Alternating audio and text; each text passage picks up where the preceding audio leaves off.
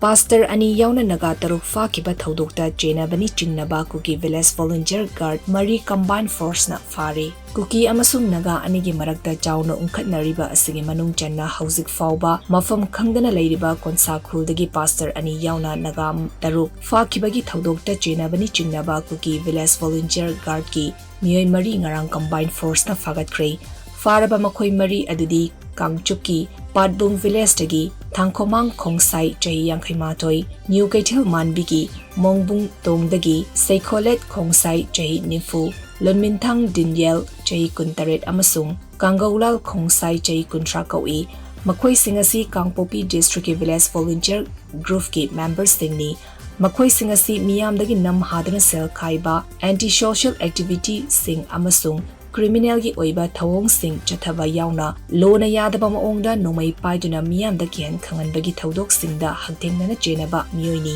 makhoi taruk asi haukiba me 16 da lailon wifi Kuki village tagi konsa khulgi miyoi 19 yauna punna miyoi kun phakhibagi thodokta chenaba oigani hari Kuki khulai paiba sing asina phajin kiba miyoi kun asigi manungda taramari thadokraga tarukna hauzik fawba thiba khangdana leiriba asigi matangda Manipur police CRPF amasung Assam Rifles nangarang akhanaba pau fangbadagi P molding amasung leilon wifi kul anigi marakta leiba intervillage road ta chathakiba operation da makhoi mari adu fagatkibani makhoi mari asigi mathakta FIR lokatuna investigation chathaba haukhre makhoi mari asidagi mafam khangdana leiriba Naga taruk asigi matangda karigumba kharadi khangbak ngamlagani haina thazaba leiri panba yabadi hauzik mafam khangdana leiriba konsa khulgi pastor ani yauna Naga taruk asi yauraga punna miyoi kun adu full uniform set pa KNF ki kangbu singna punna faraga pukibani haina makhoi sing aduga punna famin nakiba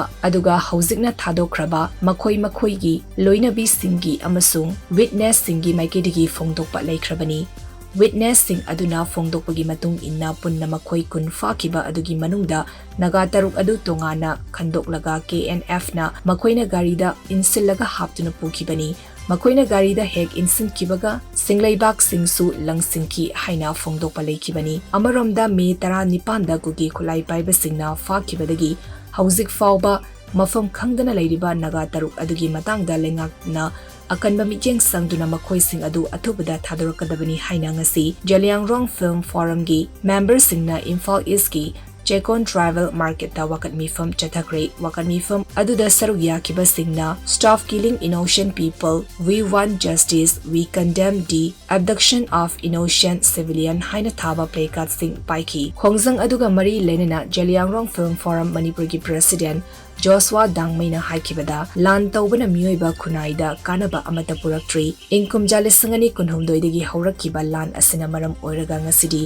mara leizajaba miyoi kaya ama thawai mangkre miyoi kaya na mayumda hanjinba ngamdana relief camp da jangzafam lauduna leiri lan asina maram oiraga lamdam asigi standalone amadi sel thumgi fifam da chawna chaitheng piri lan na chaitheng piri basi maru oina micham miyamdani mara leizadraba Nagagi micham taruk Kuki singna phakraga ngasi fawba Thoudokta hostess oina thamliba asina amuka hena irang thoklaknabagi maram oiri maram aduna fazintuna thamliba Naga taruk adu athubada thadorakadabani makhoi taruk thaudoktriba fawba lamdam asida tangdu leitaba purakpa ngamloi haiki